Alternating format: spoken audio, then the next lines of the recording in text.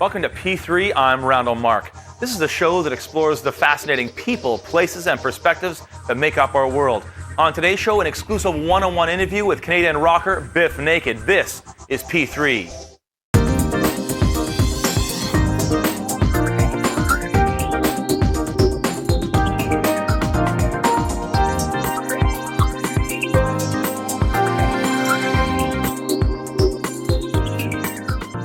Born in New Delhi, India, Bif Naked is a multi-platinum Juno Award-winning Canadian rocker.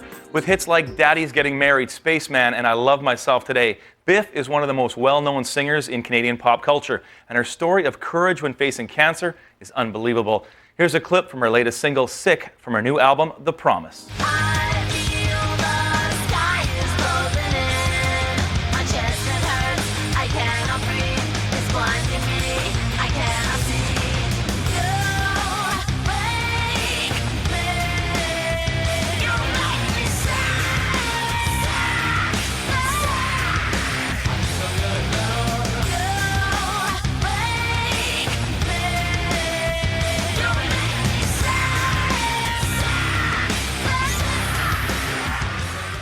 Bif Naked joins me in studio. Welcome to the show. Thank you. I'm excited to be here. It's so great having you. I mean, we've got so much to talk about. You are one of the more interesting people I've had a chance to interview as I'm reading up about who you are. And your music is incredible. I've been listening to it. Your story is amazing, battling cancer. We'll get into that. And you're this very eclectic spiritual person as well. So we got tons of stuff to talk about. Awesome. Bif. So let's start with your album. Tell me about, first of all, what kind of gave you the impetus? It's a very personal album, isn't it? Tell me about that. Oh, well, I've been really very fortunate to have been lucky enough to make records all these years. And I tend to like to tour them, as a lot of rock artists do. And for us, it seems to always take about 4 years. 4 years? What do you mean, 4 years? For touring. Okay, right. Commitments, like, if you really sit in a country and then you need to go to that country to basically support the record by doing live shows. And so it seems to always take us that long. So that's always been the recording and release schedule I've maintained over the years. So 2009 was definitely my time slot to have a record release. And so, of course, in 2008, I couldn't have anticipated going through chemotherapy, which is very exciting, by the way. Riveting. Take me into that, because obviously that plays into how you wrote this album.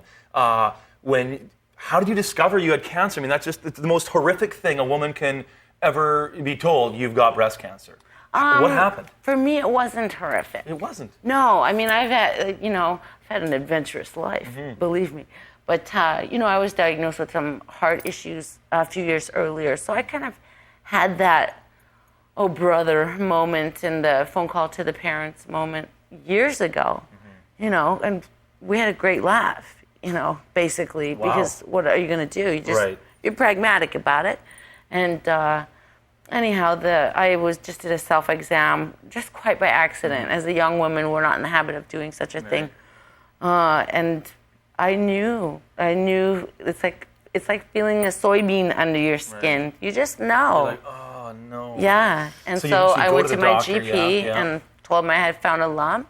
And we booked a mammogram, and we went to the mammogram, and it was like being at a winning slot machine. The bells and whistles and all the ladies running around. You're like, I knew anyways. So I wasn't surprised in any way. I just knew. And they were very, very fast and in their next steps. I was in a core biopsy. Probably 2 days later at the same place, and drove my own pathology down in my little car in a paper bag. Walked it right into St. Paul's. Wow. And I don't think everybody's allowed to do that, by the way. Well, you did it. Well, I offered faster. Here you are. You're a vegan. You're eating healthy. Did everything right. And yet, boom, you get cancer. And that must have been a shock. You're like, I shouldn't be getting cancer. Obviously it was surprising, but the thing about it is, you roll a 7, basically. And I've met a lot of women from all age groups, from all backgrounds, from all genetic potentials, everything. And there just seems to I mean, there's a few things that seem to be kind of markers, but a lot of it is just, you lost your hair, you had to go through chemo. Lost my eyelashes. Yeah. I look at the sick video and I go, ugh, because my hair's still short. And so, now I'm like, yeah. And I mean, you were recently married. Your husband takes off 6 months from being a sports writer at Vancouver Sun, and he just to take care of you, to be there for you. And from your mouth to God's ears. I worked the whole time, and that is it's quite a journey. Yeah, it was really something. And how are you feeling now? Are you? I always feel great. You're feeling strong. I have a riot. Wow. I mean, how do you do that? I mean, I'm honestly looking at you. Don Rickles. Don Rickles. Yeah, really? That's your inspiration? Watch some Don Rickles. You'll feel fine. But you'll honestly, start laughing. Most people I interact with, they've battled this. They have this sense of, wow, I can't believe I did it. But it was really, you're just like, no, I roll a 7. I'm fine. Well, I mean, that's the thing. And I look at life that way. And really it is, partly, obviously, I think it's to my parents' credit, They've given you a value bleeding heart socialists, as everyone knows. Right. Plus, they were, good Methodist kids from Minnesota. So they were missionaries doing their missionary work, and which I tease my father mercilessly about and tell him he was trying to tame the savages or whatever he was doing. But, and they just raised us with a very positive outlook and very pragmatic. I don't know. Well, I mean, obviously, I love it that you talk about your parents like that. You obviously have a connection with them. And even in the midst of that, even if you don't necessarily connect with their brand of spirituality, you have this connection with them and you see the value of how you see the world now from them. You've gained a lot from them. Oh, absolutely. And I mean, with my parents being United Methodist, they also encouraged us. Just my older sister was adopted a year before me. She's East Indian. And I'm, the white kid that was born in New Delhi, I guess. And then my little sister is their natural child. And they just always raised us to be inquisitive and always explore anything, anything we wanted to explore. That's beautiful. Whether it's Taoism, Buddhism, Islam, anything, Baha'i, I want to take a break because I want to talk about your spirituality because you've got amazing tattoos. You celebrate some you know and celebrate very different festivals, spiritual festivals. So let's take a quick break. We'll talk about your spirituality when we come back. More with Bif Naked right after the break.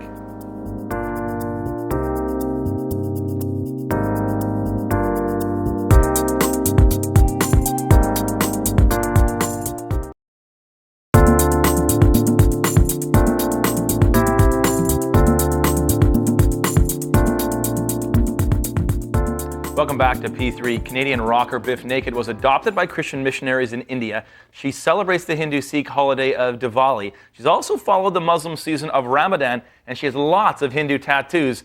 She was married in a Christian church and has very unique views on spirituality. She joins me again in studio. Bif, you are an eclectic spiritual person. I guess so. My father always scolded me for it over the years because he said, kid, you can't cherry pick. And I always thought, are you sure? I'm not sure that that's true. And I've always maintained that because I kind of said, well, I've kind of read all the different books. And it seems to me that it's all the same story, culturally modified in a way. I mean, given some, a couple fear-mongering things, which we won't get into. But, it seems to me like all paths lead to God.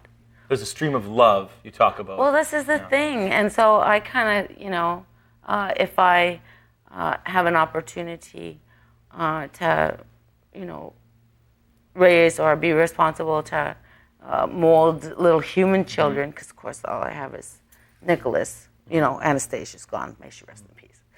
But I would like them to celebrate everything, celebrate the diversity of the world and of people's perspectives, and I just think it just... There's obviously you see a beauty in the different traditions. Many people are scared of religion. They think religion is this thing that harms and destroys people, and obviously it can be used. And you can say, God told me to do whatever, but you see there's some beauty. CSI, there's lots of God told me to. Right, exactly, yeah. But you see there's beauty in all these different religious traditions, and you draw from them.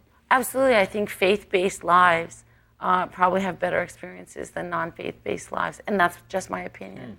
But I just see, through all four corners of the world, people who have met and overcome such seemingly insurmountable adversity, from Africa and outrunning genocides to Bangladesh to, political strife in China. I mean, everywhere.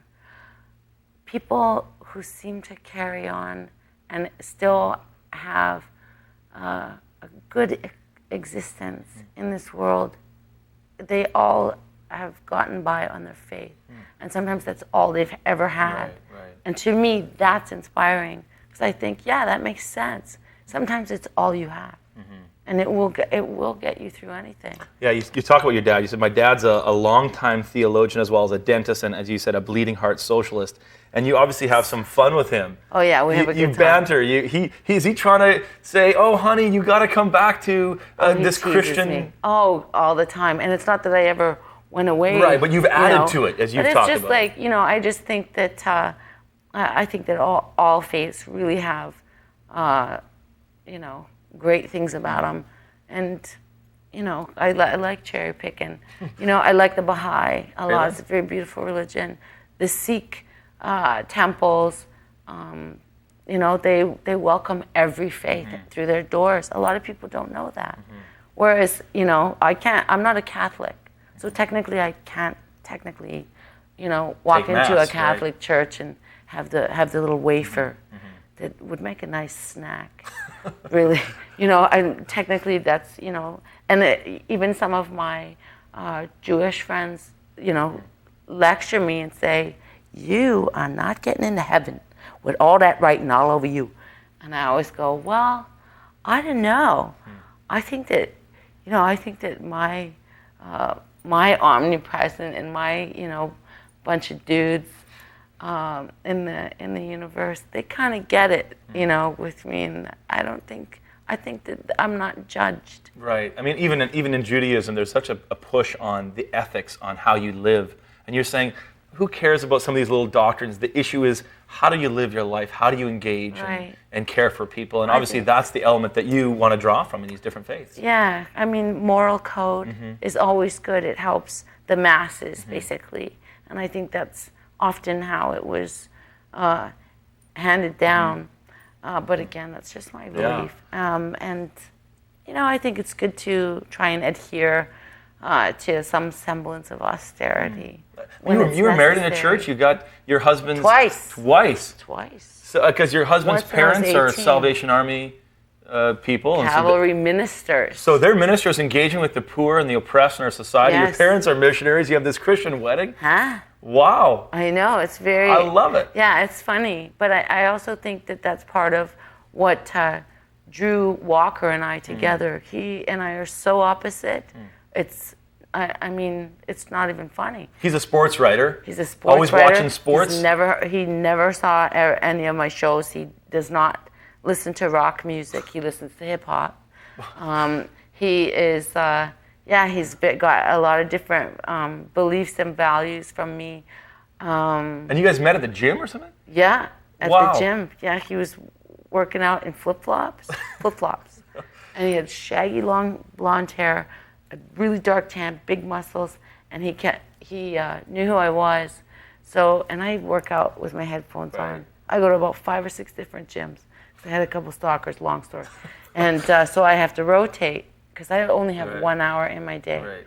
I like being in an environment where there's other people there. Even I'm not there to socialize. I work really hard.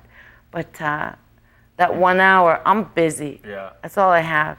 So I don't talk to very many people. And plus, I'm quite conditioned to really keep my eyes down and not make a lot of eye contact with people. But he had the guts to come up to talk to you? He kept saying namaste to me, which caused me to kind of go, here we go. Right. I've heard this before. Right. I see. Thank you. You went to a yoga class, you learned this, whatever. And I'm like, hello, that's very nice, goodbye. And he kept doing it, and he kept talking to me. And eventually, I just kind of thought it was very endearing. And he asked me out a few times, and at the time I was touring and doing a martial arts TV show in Costa Rica and Europe and St. Petersburg. And he is the first boy who ever tracked me down, called me in my hotel room when I only had 3 hours possible to sleep, But he in St. Petersburg, Russia. Wow. Called me. This guy wanted you. And I was like, that's pretty cool. I was extremely irritated. But it worked. That's amazing. Yes, it did. Let's take a quick break. There's more complexity to you. You have some very interesting political passions as well. Let's take a quick break. More with inspirational Bif Naked after the break.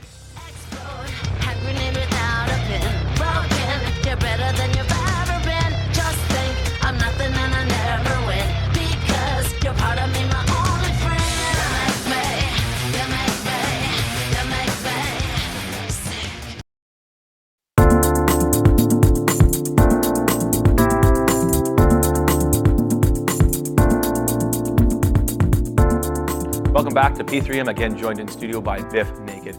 You are also engaged politically. You have views, you have passion, you want to get ideas out. Tell me about this song you did around supporting people in Iran. Tell me about this. Well, I was very fortunate to be asked to join one of my mentors and heroes, Nazanin Afshinjan.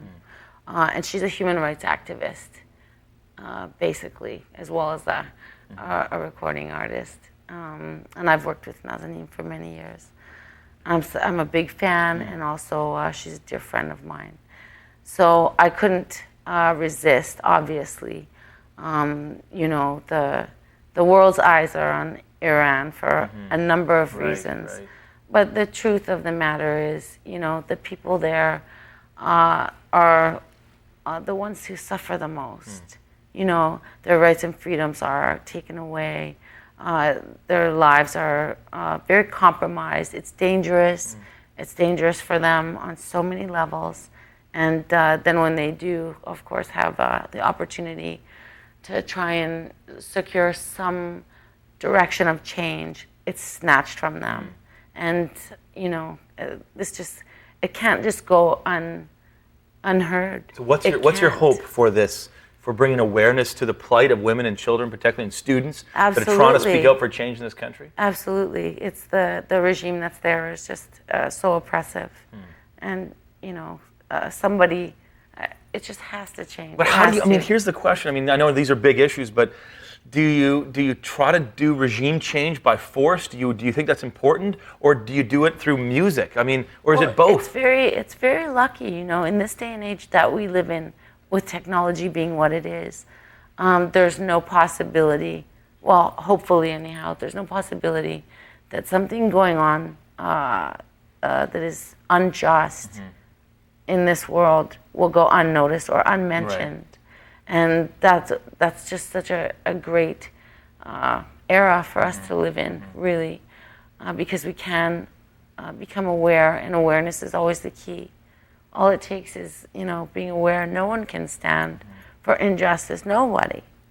So it's just a matter of getting the word out, getting information out, whether it's about the plight of Iran, the plight of Darfur, even stuff like Vancouver's own homeless population, in the wake of having the Olympic Games come here. There's just so much that we can all do just by talking. How do you, you're obviously involved in this issue with Iran, you did this song. How do you personally engage in these massive issues? What's your passion with this? Just using my big mouth. Yeah. I was blessed with a very big mouth and, not a lot of editing skills. I can't self-edit. I have no inner monologue, and I'm basically unsupervised a lot of the time. So, if I feel strongly about something, I'm just going to be honest. Yeah. And that's all it is, really. It's just, if you live honestly and speak honestly, it will happen for everybody. You can make change. This you're touring right now, and this album is being really well received. It seems very personal. Obviously, it comes out of your own story. What do you want people to get from this album? I want them to enjoy it. It was the first time that I worked with my producer, Jason, and I think it sounds very different. My hope is that I'm a better songwriter with every record. I hope I'm a better vocalist, and I just really want them to just enjoy it. It's a real delight to chat with you, Bif, and your voice is strong. Watching these videos, listening to you sing, you're nailing it. I mean, was there fear that coming out of chemo that you wouldn't have the strength to be able to do this tour? Oh, definitely, absolutely. Halfway through the tour, I'm not going to lie to you. You know, the oncologists, they're smart cookies. Yeah. You know, they don't like to just kind of kick you to the curb. So right before I left, the record came out on Cinco de Mayo, and right about 2 weeks before that, I had an overectomy.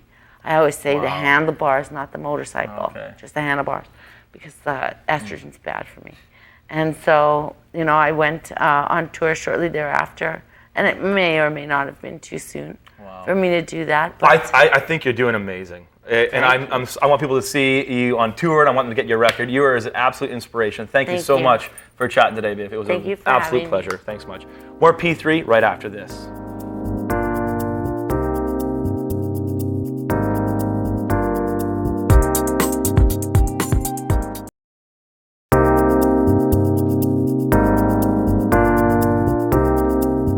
Welcome back to P3. Make sure you check out our website for your favorite archived interviews and a schedule of upcoming shows. Also, if you have a question or comment for us, drop us an email at info@p3tv.ca. Thanks for watching. I'm Randall Mark. We leave you now with Bif Naked's video, Sick.